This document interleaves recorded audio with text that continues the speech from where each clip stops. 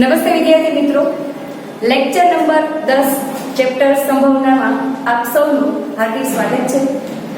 ગઈકાલે આપણે સ્વાધ્યાય 1.2 માં અમુક દાખલાનો અભ્યાસ કર્યો અને અમુક દાખલાનો અભ્યાસ કરવાનો બાકી છે, જેનો આજે આપણે અભ્યાસ કરવાનો છે.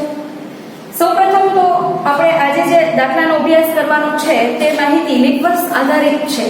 તો લીપ વર્ષના ટોટલ 10, 11 ને 12 પેજ નંબર 26 ઉપર સ્વાધ્યાય 1.2 એમાં 10, 11 ને 12 આ બધા દાખલા લીપ યર્સને આધારિત છે. લીપ યર્સ ને આધારિત દાખલા માટે લીપ વર્ષની માહિતી તમને હોવી જરૂરી છે. તો પહેલા આપણે લીપ વર્ષ આધારિત માહિતી જોઈ લઈએ. જાન્યુઆરી મહિના છે, અલગ અલગ મહિના છે અને એ મહિના પ્રમાણે કે કેટલા દિવસ હોય એક મહિનામાં એના વિશે તમને માહિતી જુદા જુદા વર્ષની આપી છે. જો આને યાદ ન રહે તો આપણે આ રીતે પણ જોઈ શકીએ કે જો ઉપર આવે એટલે 31 દિવસ અને નીચે આવે એટલે 30 દિવસ થતા હોય. અને ફેબ્રુઆરીમાં યાદ રાખવાનું 28 દિવસ અથવા તો 29 દિવસ હશે. જો લીપ વર્ષ હોય તો 29 દિવસ અને જો લીપ વર્ષ ન હોય તો 28 દિવસ હોય. 2020 જે છે અત્યારે આ વર્ષે લીપ વર્ષ હતું જેમાં 29 દિવસ ફેબ્રુઆરી મહિનામાં હતા. તો દર 4 વર્ષે લીપ વર્ષ હોય તો આ બધી વસ્તુ આપણે ખ્યાલ હોવી જોઈએ. હવે જુઓ તો આ જાન્યુઆરી એટલે અહીંયા 31, ત્યારબાદ નીચે આવે ફેબ્રુઆરી, ત્યારબાદ માર્ચ છે અહીંયા ઉપર આવશે. જો ઉપર આવે એટલે 31, માર્ચ પછી એપ્રિલ નીચે આવે એટલે 30 દિવસ, મે ઉપર આવે એટલે 31, મે પછી જૂન પાછું નીચે આવશે એટલે જૂનમાં 30, જુલાઈ ઉપર એટલે એમાં 31, ઓગસ્ટની શરૂઆત પાછી ત્યાંથી જ કરવાની થાય એટલે ઓગસ્ટ પણ ઉપર જ કન્સિડર કરવાનું એટલે ત્યાં પણ કેટલા આવશે 31.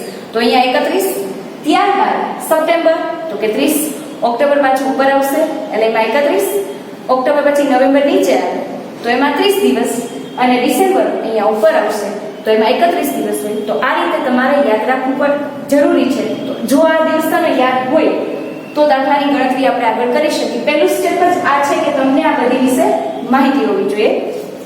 ત્યારબાદ લીપ વર્ષના કુલ દિવસોની સંખ્યા. જો લીપ વર્ષ હોય તો ટોટલ દિવસ 366 હોય. આખા વર્ષમાં 366 દિવસ હોય.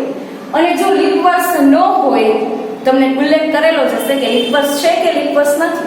જો લીપ વર્ષ હોય તો 366 દિવસ આખા વર્ષમાં હોય અને લીપ વર્ષ નથી તો આખા વર્ષમાં 365 દિવસ હોય. એ જ રીતે લીપ વર્ષ હોય તો ફેબ્રુઆરી મહિનામાં 29 દિવસ. ખાલી મહિનાની વાત કરે કે ફેબ્રુઆરી મહિનો લેવાનો છે તો ફેબ્રુઆરી મહિનામાં જ લીપ વર્ષ ધ્યાનમાં લેવાનું. બાકી એકેમાં લીપ વર્ષ જો માર્ચ લીપ વર્ષ છે અને માર્ચ મહિનો હોય તો કઈ દાખલામાં કઈ ઇફેક્ટ નથી આપતું કે દાખલામાં કઈ ફેરફાર થતું નથી. એપ્રિલ મહિનો હોય અને લીપ વર્ષ હોય તો કઈ ફેરફાર થતું નથી. માત્ર ફેબ્રુઆરી મહિનામાં જ ધ્યાન રાખવું પડે કે જો લીપ વર્ષ હોય તો ફેબ્રુઆરી મહિનામાં 29 દિવસ અને લીપ વર્ષ ન હોય તો ફેબ્રુઆરી માસના ટોટલ 28 દિવસ. અને એક મહિનામાં આખા અઠવાડિયા 4 હોય. 4 આખા અઠવાડિયા આવશે અને એ જ રીતે ટોટલ એક વર્ષમાં 52 અઠવાડિયા હોય. એ જ રીતે આ માહિતી આ એક નોંધ છે. આ નોંધ તમે જ્યારે દાખલા કરશો ને ત્યારે ઉપયોગી થશે કે કોઈ વર્ષની માહિતી દાખલામાં આપેલી વર્ષ કે તો તમારે 366 અથવા 365 માંથી બાદ થાય. અને એ જ રીતે કોઈ મહિનાની માહિતી આપેલી હોય તો 28 માંથી બાદ કરવાનું થાય. કારણ કે દિવસ હોય અઠવાડિયા 4 અને દિવસ હોય એક વીકમાં 7 દિવસ હોય એટલે 7 ચોક 28 એટલે બધામાંથી ગમે ત્યારે કોઈ મહિનાની વાત કરે તો 28 બાદ કરવાના થાય. તો એની વધારે માહિતી આપણે વિસ્તૃત દાખલાથી સમજૂતી કરી ત્યારે તમને ખ્યાલ આવશે. દાખલા નંબર 10 અને એક સ્વાધ્યાય 1.2 લીપ વર્ષમાં ફેબ્રુઆરી માસમાં 5 સોમવાર હોવાની સંભાવના. પહેલા તો ફેબ્રુઆરી માસ છે એની નીચે અંડરલાઈન કરવાની કે લીપ વર્ષ હોય તો ફેબ્રુઆરી માસમાં દિવસ કેટલા હોય. તો અહીંયા તમને લીપ વર્ષની વાત છે અને ફેબ્રુઆરી મહિનો છે તો પહેલા લખવાનું કે લીપ વર્ષ હોય અને ફેબ્રુઆરી મહિનો હોય તો 29 દિવસ હોય. તો પહેલી જ શરૂઆત તમારે લખવાની કે લીપ વર્ષ હોય અને ફેબ્રુઆરી મહિનો હોય. બરાબર, પહેલા લખી નાખવાનું કે ફેબ્રુઆરી મહિનો તો એના દિવસ કેટલા તો ઇઝ ઇક્વલ ટુ લીપ વર્ષ છે એટલે 29. જો લીપ વર્ષ નો હોત એમાં લખેલું હોત તો ની 28 લેવાના થાત.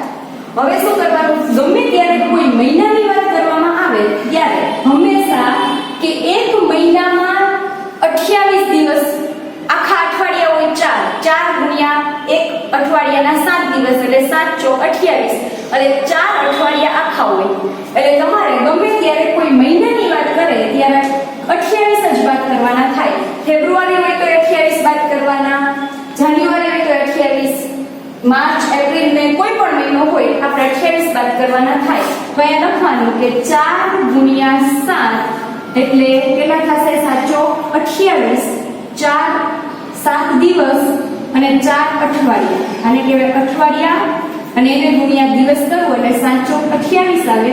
તો વધારાનો દિવસ કેટલા કયો આવે? તો એક દિવસ છે એ વધારાનો આવે. ટૂંકમાં 4 સોમવાર આવે, 4 મંગળવાર આવે, 4 બુધવાર આવે, 4 શુક્રવાર, 4 શનિવાર, 4 રવિવાર. પણ આમાં લીપ વર્ષ હશે ત્યારે એક વધારાનો દિવસ હશે. તો એ વધારાનો દિવસ કયો હોઈ શકે? તો કે એ વધારાનો દિવસ સોમવારે હોઈ શકે, મંગળવાર પણ હોઈ શકે. પેલા લખી નાખવાનું કે વધારાનો દિવસ. તો વધારાનો દિવસ કયો? 1. તો અહીંયા યુ બરાબર છગડીયા કૌંસમાં શરૂઆત કરવાની કે રવિવાર હોઈ શકે, ઈ વાર સોમવાર પણ હોઈ શકે, મંગળવાર પણ હોઈ શકે, બુધવાર પણ હોઈ શકે, ગુરુવાર, શુક્રવાર અને શનિવાર. એટલે ટોટલ 7 માંથી કોઈ પણ એક વાર હોઈ શકે. પણ કયો વાર આપણે કહેવાની સંભાવના જોવાની છે? તો આ કેટલા દિવસ થયા? તો કે 7. તો હંમેશા n બરાબર તો 7 જ દિવસ આવશે. હવે ઈ જોવાનું છે કે આપણે સંભાવના કઈ કીધી છે? તો એને કહેવાનું કે ઘટના A. ઘટના A બરાબર આપણે એવું સમજાવવામાં આવ્યું છે કે 5 સોમવાર હોય. તો અહીં લખવાનું કે ઘટના A ફેબ્રુઆરી મહિનામાં 5 સોમવાર હોય તેની સંભાવના. 5 સોમવાર હોય તેની સંભાવના. હવે આમાં સોમવાર કેટલી વાર આવે છે? એક જ વાર આવે છે અહીંયા. એટલે અહીંયા શું થશે? તો કે m અહીંયા લખી નાખવાનું કે a બરાબર છગડીયા કૌંસમાં સોમવાર, અને સોમવાર એક જ વખત બને આવી ઘટના. એટલે અહીંયા m બરાબર 1. સૂત્ર મૂકવાનું કે p ઓફ a બરાબર m ના છેદમાં n બરાબર 1 ના છેદમાં 7. તો આ જવાબ આવી ગયો. હવે આપણે એકવાર ઈ સમજી લેવાનું કે રવિવાર છે, સોમવાર, મંગળવાર અહીંયા તો ફિક્સ 7 જ આવશે કારણ કે n બરાબર 7 હશે. અને લીપ વર્ષના જેટલા દાખલા આવશે એનો જવાબ કા 0 હશે, કા 1/7, કા 2/7, કા 3/7. આનાથી બીજો એક આન્સર આવે તો આપણે દાખલો છે ઈ ગણતરી ખોટી છે. હજી પણ આપણે હજી બે દાખલાનો અભ્યાસ કરીશું. હવે દાખલા નંબર 11 1.2 માં જ આપણે લીપ વર્ષનો દાખલો અત્યારે કર્યો એના જેવો જ લીપ વર્ષના દાખલા છે. લીપ વર્ષ ન હોય અને તેવા વર્ષમાં 53 શુક્રવાર હોવાની સંભાવના. પહેલી વસ્તુ કે આમાં તમને લીપ વર્ષ ન હોય તેવા વર્ષમાં, અહીંયા વર્ષની વાત કરી, કોઈ મહિનાની પર્ટિક્યુલર વાત કરવી નથી. હવે જોવાનું કે લીપ વર્ષ હોય તો 366 દિવસ હોય, અને જો લીપ વર્ષ નથી તો આખા વર્ષમાં કુલ દિવસોની સંખ્યા 365. તો અહીં લખવાનું કે સામાન્ય વર્ષ કહેવાય આને. તો સામાન્ય વર્ષના દિવસોની સંખ્યા તો કેટલી થશે? 365. જો અહીંયા તમારે લીપ વર્ષની વાત કરે તો તમે અહીંયા લખવાના થાય 366. હવે વર્ષની વાત થાય તો વર્ષમાં ટોટલ 52 અઠવાડિયા હોય. 52 અઠવાડિયા અને એક અઠવાડિયામાં 7 દિવસ. એટલે અહીંયા લખવાના કે સામાન્ય વર્ષમાં 52 અઠવાડિયા એને ગુણ્યા 7 દિવસ. કારણ કે જ્યારે વર્ષની વાત આવે ત્યારે 52 અઠવાડિયા લેવાના, અને જ્યારે કોઈ મહિનાની વાત આવે તો અહીંયા 4 અઠવાડિયા લઈ અને ગુણ્યા 7 દિવસ. તો બધામાં ફિક્સ જ હશે. એટલે અહીંયા લખવાનું કે 7 દિવસ. હવે 52 ગુણ્યા 7 કરી અને 364 અઠવાડિયા છે ઈ આખા આવશે. એમાં જેમાં સોમવારે 4 વાર, મંગળવાર બધા 52 વાર આવશે. પણ એવો એક વધારાનો દિવસ હશે. તો એ વધારાનો દિવસ કયો હોઈ શકે? તો હમણાં આપણે આગળ જે લખ્યું એ જ રીતે વધારાનો દિવસ છે તો યુ બરાબર રવિવાર આવી શકે, અથવા તો સોમવાર આવી શકે, અથવા તો મંગળવાર આવી શકે, અથવા તો બુધવાર આવી શકે, અથવા તો ગુરુવાર આવી શકે, શુક્રવાર આવી શકે, શનિવાર આવી શકે. તો કે n બરાબર કેટલા થશે? તો n બરાબર 7. અહીંયા તો 7 ફિક્સ જ રહેશે. હવે આપણે ઘટના a લખી કે ઘટના a બરાબર ટૂંકમાં 52 અઠવાડિયા છે ને એ આખા આવશે. 52 સોમવાર આવે, 52 મંગળવાર આવે, બુધવાર આવે, બધા વાર 52 વાર આવે. એક એવો વાર હશે કે 53 વાર આવશે. તો કયો વાર? આપણે શુક્રવારની સંભાવના લેવાની છે. તો અહીંયા લખવાનું કે લીપ વર્ષ ન હોય તેવા વર્ષમાં 53 શુક્રવાર હોવાની સંભાવના. 53 શુક્રવાર હોવાની સંભાવના. તો ઉપર તમારે જોવાનું કે શુક્રવાર ક્યાં આવે છે? તો એક જ વખત આવે છે. તો એક જ વાર શુક્રવાર આવે છે. તો અહીંયા તમારે a બરાબર છગડીયા કૌંસમાં શુક્રવાર લખવાનું થશે. એટલે કેટલા પરિણામ મળ્યા આપણે? એક પરિણામ. તો સાનુકૂળ પરિણામ બરાબર m બરાબર 1. ત્યારબાદ આપણે સૂત્ર મૂકવાનું થાય કે p ઓફ a બરાબર m ના છેદમાં n. m આવ્યો 1 અને ટોટલ n બરાબર 7. તો આનો જવાબ આવ્યો 1 ના છેદમાં 7. હવે વાત કરીએ કે કદાચ અહીંયા તમને લીપ વર્ષ આપેલું હોય તો તમારે અહીંયા 366 લખવાના થાય અને 366 છે ફિક્સ. અહીંયા તો 364 જ બાદ કરવાના થશે. તો અહીંયા 364 બાદ કરવાના અને એટલે 364 બાદ કરો એટલે વધારાની સંખ્યા આવશે 2. તો વધારાના 2 દિવસ કયા હોઈ શકે? તો તમારે પેર બનાવવાની કે રવિવાર અને સોમવાર હોઈ શકે, સોમવાર અથવા મંગળવાર હોઈ શકે, મંગળ અથવા બુધવાર, બુધ અથવા ગુરુ, ગુરુ શુક્ર, શુક્ર શનિ. આમ પેર બનાવવાની. તો 2 વાર હોઈ શકે. તો અહીંયા m બરાબર 2 આવશે અને p ઓફ a બરાબર m ના છેદમાં n એટલે 2 ના છેદમાં 7 થાય. જો લીપ વર્ષ હોય અને ન હોય, બે અલગ અલગ આવે તો દાખલો ચેન્જ થઈ જાય, જવાબ ચેન્જ થઈ જાય. આ બાબતનું ધ્યાન રાખવાનું. હવે જોઈએ કે કોઈ પણ વર્ષમાં ઓગસ્ટ મહિનાની વાત કરી. તમને ખાલી મંથની કહી દીધી, વર્ષની વાત નથી. તો હવે આપણે ઓગસ્ટ મહિનાને જ ધ્યાનમાં રાખવાનું કે ઓગસ્ટ મહિનાના દિવસ કેટલા. નો ખ્યાલ હોય તો એકવાર આમ જોઈ લેવું કે જાન્યુઆરી, ફેબ્રુઆરી, માર્ચ, એપ્રિલ, મે, જૂન, જુલાઈ. ઓગસ્ટ ત્યાંથી શરૂઆત થાય એટલે ઓગસ્ટના 31 દિવસ હોય. બરાબર. એટલે ખાલી મહિનાની વાત કરીએ એટલે લખવાનું કે ઓગસ્ટ મહિનામાં કુલ દિવસોની સંખ્યા. ઓગસ્ટ માસમાં કુલ દિવસોની સંખ્યા. કુલ દિવસો કેટલા? તો કે લખવાના 31. અને અહીંયા જેમ આ ઓગસ્ટ મહિના છે તો ઓગસ્ટ મહિનામાં તમારે લખવાનું કે 4 અઠવાડિયા આખા હોય અને 4 અઠવાડિયાના દિવસ કેટલા હોય? તો એક અઠવાડિયાના 7 દિવસ એટલે 7 દિવસ.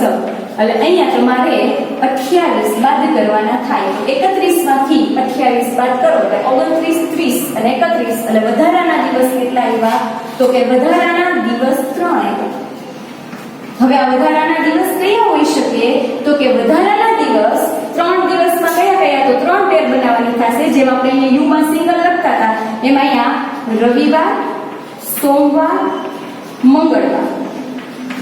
હવે સોમવારથી ચાલુ કરો. આ 3 દિવસ હોઈ શકશે અથવા સોમ, મંગળ, બુધ આ 3 હોઈ શકે વધારાના દિવસ. અથવા મંગળ, બુધ, ગુરુ હોઈ શકે. અથવા ગુરુ, બુધ, ગુરુ, શુક્ર હોઈ શકે. અથવા ગુરુ, શુક્ર, શનિ હોઈ શકે. અથવા શુક્ર, શનિ, રવિ હોઈ શકે. અથવા શનિવાર, રવિવાર અને સોમવાર. હવે નો લખવાનું કે રવિ, સોમ, મંગળ ટોટલ થઈ ગયા. રવિ, સોમ, મંગળ અહીંથી શરૂઆત થઈ ગઈ. તો કેટલા કેવી કઈ આવે? 1 2 3 4 5 6 7 n બરાબર તો 7 થાય. પણ વધારાના દિવસ છે 5 મંગળવાર હોય છે એવું વિચારવાનું છે. પણ વધારાના દિવસ 3 કયા હશે? 4 અઠવાડિયા તો આખા હશે જ. 4 સોમવાર, 4 મંગળવાર. પણ 5 વખત ખાતા હોય એવા કયા? તો કે રવિ, સોમ, મંગળ હોઈ શકે વધારાના. અથવા તો સોમ, મંગળ, બુધ હોઈ શકે. અથવા તો મંગળ, બુધ, ગુરુ હોઈ શકે. બુધ, ગુરુ, શુક્ર, ગુરુ, શુક્ર, શનિ, શુક્ર, શનિ, રવિ, શનિ, રવિ, સોમ. આવી રીતે ટોટલ કેટલા? તો કે આ ટોટલ સંખ્યા છે n. તો n બરાબર 7. એટલે સાનુકૂળ પરિણામ હંમેશા 7. તો આવા 7 પરિણામ મળશે એટલે n બરાબર 7. પણ આપણે શું લેવાનું છે કે ઓગસ્ટ મહિનામાં 5 મંગળવાર હોય તો આને આપણે શું કહેશું? ઘટના 1. કે 5 મંગળવાર હોવાની સંભાવના, બરાબર, મંગળવાર હોવાની સંભાવના. તો પાછું સૂત્ર લખવાનું કે P of A બરાબર m ના છેદમાં n. તો મંગળવાર કેટલી વાર આવે છે? તો એક અહીંયા મંગળવાર આવે છે, એક અહીંયા મંગળવાર આવે છે અને એક અહીંયા મંગળવાર આવે છે. તો એવા કેટલા પરિણામ આવશે? તો કે 1 2 અને 3. એટલે અહીંયા 3 પરિણામ થયા અને ટોટલ 3 એટલે સાનુકૂળ પરિણામ 3 અને કુલ પરિણામ 7 અને જવાબ આવે 3/7. આ 7 ફિક્સ જ હોય અને વધારાના જે દિવસ હોય એ હંમેશા તમારો m થાય. જે અહીંયા વધારાના દિવસ હતા 1 તો જવાબ આવે 1/7. અહીંયા વધારાના દિવસ છે 3 તો જવાબ આવે 3/7. વધારાના દિવસ 2 હોય તો 2/7. અને એવું બની શકે વધારાનો દિવસ નો પણ હોય તો જવાબ આવે 0. બીજો એક પણ જવાબ નો આવે, આના 4 જ જવાબ આવે 0, 1/7, 2/7 અને 3/7. અને હંમેશા દિવસ કોઈ પણ મહિનાની વાત હોય ને એટલે 28 જ વાત કરવાના થાય અને કોઈ વર્ષની વાત હોય ને એટલે 364 જ વાત કરવાના. આ ફિક્સ છે. હવે જોઈ લઈ ઉદાહરણ નંબર 15 પેજ નંબર 21 ઉપર આપેલું છે. પહેલા માહિતી વાંચી લઈએ આપણે કે શું કહેવા માંગે છે. લીપ વર્ષમાં 53 ગુરુવાર હોવાની સંભાવના. હવે કયું વર્ષ છે? તો કે લીપ વર્ષ છે. તો લીપ વર્ષ હોય તો કેટલા દિવસ હોય? 366. તો લખવાનું કે લીપ વર્ષ. આમાં કોઈ મહિનાની વાત નથી, આમાં આખા વર્ષની વાત છે એટલે વર્ષના દિવસને લખવાનું. જો મહિનો હોય તો મહિનાના દિવસને લખે. આમાં વર્ષ છે તો વર્ષના દિવસને લખે. આપણે કશું દાખલો જોયો એમાં હતા મહિનાની વાત તો મહિના લખેલા હતા. અહીંયા વર્ષ છે તો લીપ વર્ષ માં કુલ દિવસની સંખ્યા. તો લીપ વર્ષ હોય તો 366 હોય એટલે લખવાનું કે લીપ વર્ષમાં કુલ દિવસો બરાબર 366. ત્યારબાદ બાદ શું કરવાનું? હંમેશા 52 અઠવાડિયા ગુણ્યા 7 દિવસ. કારણ કે એક અઠવાડિયામાં 7 દિવસ તો 52 અઠવાડિયામાં કેટલા દિવસ? તો કે 364. એટલે હંમેશા 364 જ વાત કરવાના થાય જો કોઈ વર્ષની વાત હોય ને તો વધારાના દિવસ કેટલા? તો વધારાના દિવસ થશે 2. તો આનો જવાબ એ તમને ખ્યાલ જ હશે કે 2/7 આવશે. હવે આપણે શું કરવાનું? તો અહીંયા લખવાનું કે u બરાબર તો એ 2 દિવસ કયા હોઈ શકે? તો અહીંયા લખવાનું કે રવિવાર અથવા તો સોમવાર હોઈ શકે, સોમ અથવા તો મંગળવાર હોઈ શકે એટલે સોમ મંગળ, અથવા તો મંગળવાર બુધવાર એટલે મંગળ બુધ હોઈ શકે, અથવા બુધ ગુરુ હોઈ શકે, અથવા ગુરુ શુક્ર હોઈ શકે, અથવા શુક્ર શનિ હોઈ શકે, અથવા શનિ ને રવિ હોઈ શકે. એટલે ટોટલ 7 પેર બનશે આપણી શનિ અને રવિવાર. તો ટોટલ 1 2 3 4 5 6 7. તો n બરાબર હંમેશા 7 જ આવશે. એટલે હવે આપણે શેની વાત કરવાની છે? 53 ગુરુવાર. તો અહીં લખવાનું કે ઘટના એ બરાબર લીપ વર્ષમાં 53 ગુરુવાર હોવાની સંભાવના. 53 ગુરુવાર હોવાની સંભાવના. તો 53 ગુરુવાર હોવાની સંભાવના. તો અહીંયા આપણે જોવાનું તો અહીંયા એ બરાબર તમે પરિણામ પણ દર્શાવવા પડે કે કયા 100 ગુરુવાર શેમાં આવે છે? તો એક બુધ ગુરુમાં આવે છે અને એક ગુરુ શુક્રની પેરમાં આવે. તો અહીંયા એ પણ દર્શાવી દેવાના. એક બુધ ગુરુ આવે અને બીજું કયું આવશે? તો કે ગુરુવાર અને શુક્રવાર. તો કેટલા પરિણામ મળ્યા આપણે? તો કે 2 પરિણામ. તો a નું બરાબર 2. તો P of A બરાબર m ના છેદમાં n બરાબર 2/7.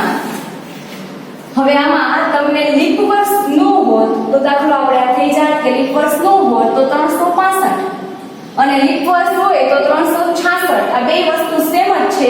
શુક્રવાર હોય કે ગુરુવાર હોય કે દાખલો ગમે એ હોય તમારે કઈ ફેર ન પડે. ગુરુવારની જગ્યાએ શુક્રવાર હોત તો પણ જવાબ શું આવે? 2/7. હવે અહીંયા શુક્રવારની જગ્યાએ સોમવાર હોય મંગળવાર હોય જવાબ આ જ. પણ એ ધ્યાન રાખવાનું કે આ લીપ વર્ષ છે અને આ લીપ વર્ષ નથી. લીપ વર્ષ નહીં હોય ને એટલે જવાબ આવશે 1/7 અને લીપ વર્ષ હશે ને તો 2/7 આવશે. પછી કોઈ વારમાં કાંઈ ફેર ન પડે. શુક્રવાર હોય તોય ભલે, મંગળવાર હોય તોય ભલે, ગમે તેટલા. હવે દાખલા નંબર 14 જે આપણે ગઈકાલે પતિ પત્ની વાળો જે દાખલો કર્યો એના રિલેટેડ આ દાખલો છે. એક ફેક્ટરીમાં 8 કામદારો નોકરી કરે છે. પહેલા ટોટલ નોકરી નોકરી કરવા વાળા વ્યક્તિ કેટલા? તો અહીંયા લખેલું છે કે એક ફેક્ટરીમાં 8 કામદાર નોકરી કરે છે, જે પૈકી 3 કામદારોની કાર્યક્ષમતા ઉત્તમ છે. અને 8 માં તમારે બે ભાગ પાડવાના કે 3 કામદારોની કાર્યક્ષમતા ઉત્તમ છે અને બાકીના કામદારોની કાર્યક્ષમતા મધ્યમ છે. આપણે નક્કી કરી શકીએ કે 8 કામદાર હોય એમાં 3 ની કામ કરવાની શક્તિ ઉત્તમ હોય તો બાકી કેટલા વધે? તો કે 8 માંથી 3 બાદ કરીએ એટલે 5 વધે. તો 5 વ્યક્તિની કાર્યક્ષમતા કેવી હશે? મધ્યમ હશે. આગળ જોઈએ તો આ 8 કામદારોમાંથી 2 કામદારોને યાદચ્છિક રીતે પસંદગી કરવામાં આવે. એટલે 8 માંથી આ લખેલું છે કે 8 માંથી 2 વ્યક્તિને, બધાને નથી લેવાના કે 3 કામદાર છે એ ઉત્તમ છે, એની કાર્યક્ષમતા ઉત્તમ છે, 5 કામદાર છે એની કાર્યક્ષમતા મધ્યમ છે, પણ આપણે 8 માંથી માત્ર 2 વ્યક્તિને પસંદ કરવાના છે. તો 8 n બરાબર પ્રાથમિક પરિણામ કેટલા થશે? તો કે 8 છે, 8 માંથી 2 પસંદ કરવાના છે, ટોટલ 8 એટલે 8c2. જો અહીંયા c આવે તો સંચય કહેવાય, સંચય આવે તો 8 ગુણ્યા 7 છેદમાં 2 ગુણ્યા 1, 8 સત્તા 56 અને 56 ભાગ્યા 2 કરીએ એટલે જવાબ આવે 28. તો n બરાબર 28 પરિણામ આવશે જે આપણે કીધું હોય. અને જો એમ કે 3 વ્યક્તિ પસંદ કરવાના છે તો 8c3. તો અહીંયા લખવાનું થાય 8 ગુણ્યા 7 ગુણ્યા 6 છેદમાં 3 ગુણ્યા 2 ગુણ્યા 1 અને પછી જે જવાબ આવે એને n વડે દર્શાવવાનો થાય. હવે આમાં અલગ અલગ 3 ઓપ્શન આપેલા છે. પસંદ થયેલા કામદારોમાં પહેલું, બંને કામદારોની કાર્યક્ષમતા ઉત્તમ હોય. બીજું, બંને કામદારોની કાર્યક્ષમતા મધ્યમ હોય. ત્રીજું, એક કામદારની કાર્યક્ષમતા ઉત્તમ અને એક કામદારની કાર્યક્ષમતા મધ્યમ હોય તેની સંભાવના શોધો. આનો મીનિંગ એમ થાય કે આપણે 3 ઓપ્શન આપેલા છે, ત્રણેય ઓપ્શનમાં આપણે પહેલું જે હશે એને a વડે દર્શાવીશું, બીજાને ઘટના b વડે દર્શાવીશું અને ત્રીજાને ઘટના c વડે દર્શાવીશું. તો હવે પહેલો ઓપ્શન જોઈએ તો બંને કામદારોની કાર્યક્ષમતા ઉત્તમ. પહેલા જોવાનું કે ઉત્તમ કામદાર કેટલા છે? તો કે 3 અને 3 માંથી આપણે કેટલા લેવાના છે? તો કે 2. એટલે ઉત્તમની વાત કરે છે એના માટે 3 છે, 3 માંથી 2 લેવાના થાય કેટલા? 2. ટોટલ 3 કામદારની કાર્યક્ષમતા ઉત્તમ છે, પરંતુ આપણે એમાંથી ચોઈસ કેટલા કરવાની છે? 2 ની, એટલે 2 સિલેક્ટ કરવાના છે. એટલે 3 માંથી કોઈ પણ 2 હોઈ શકે. એટલે 3c2. તો આપણે તો ટોટલ વ્યક્તિ કેટલા છે? 8. તો આપણે 2 માંથી જ લઈ લીધા. તો હવે આપણે મધ્યમમાંથી લેવાની જરૂર થશે નહીં, કારણ કે આપણે 2 ને સિલેક્ટ કરવાના છે. તો આમાંથી મેં 2 ઉત્તમ કારીગર લઈ લીધા તો મધ્યમ કારીગર લેવાના થશે નહીં. તો કાંઈ નો લઈને તો એમાં મૂકી દેવાનું કે 5 માંથી 1 લીધા નથી. હવે ઉપરનો ટોટલ કરો ને એટલે 8 થશે અને નીચે જે છે 0 પ્લસ 2 નો ટોટલ કરશો એટલે 2 થશે. એનો મીનિંગ શું થયો કે તમારે 8 અહીંયા પર ઉપરનો સરવાળો 8, 5 ને 3 8 અને નીચેનો સરવાળો 2. આ નો દર્શાવો 5c0 તો પણ ચાલે. દર્શાવવું એટલા માટે જરૂરી કે આગળના જે દાખલા આવશે એમાં અલગ રીતે આવે છે અને આ દર્શાવો તો વધારે સારું રહે. તમારું પણ ક્લિયર થઈ જાય કે 5 ને 3 8 થઈ ગયા અને 2 ને 0 2 થઈ ગયા. હવે 3c2 એટલે 3 ગુણ્યા 2 છેદમાં 2 ગુણ્યા 1 આ રીતે દર્શાવવાનું. અને 5c0 એટલે હંમેશા સંચયમાં શીખવાડ્યું હતું કે જ્યારે બે સંખ્યા સેમ હોય અથવા અને 0 હોય, અહીંયા 5c0 હોય તો એક જવાબ આવે અને 5c5 હોય તો પણ એક જવાબ આવે. પણ અહીંયા 5c0 છે કે એક જવાબ આવશે. જો ભૂલથી તમે 0 મૂકી દો તો ફાઇનલ આન્સર 0 થઈ જશે.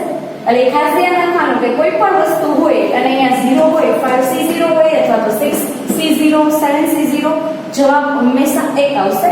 અહીંયા 2 કટ કરી દો એટલે 3, તો 3 એકા 3, તો આપને m બરાબર કેટલા પરિણામ મળશે? તો કે 3 મળશે. તો 3 પર બોક્સ કરી નાખો. હવે ફોર્મ્યુલા આપણી તો કે p ઓફ a બરાબર m ના છેદમાં n. m કેટલા મળ્યા? 3 અને અહીંયા કેટલા છે? તો કે 28. જો ભાગ ઉડે તો ઉડાડી શકો છો, પણ ભાગ ન ઉડે તો એમને પણ રાખી શકો.